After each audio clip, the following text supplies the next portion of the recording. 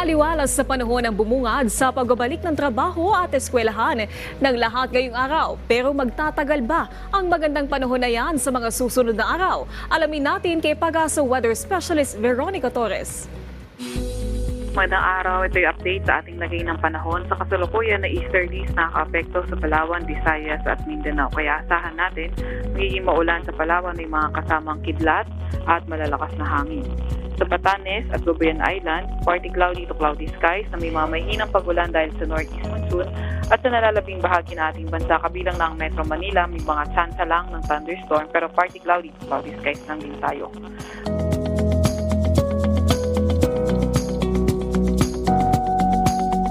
Wala tayong nakataas na gale warning kahit na anong baybayin na ating bansa. At sa kasulukuyan, ito naman yung ating dam update.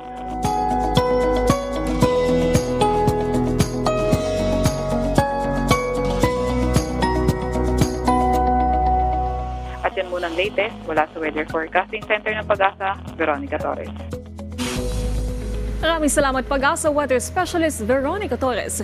At paalala muli sa ating mga kababayan para maging ligtas sa lahat ng pagkakataon mula sa epekto ng pabago-bagong panahon o galiing tumutok dito lang sa PTV Info Weather.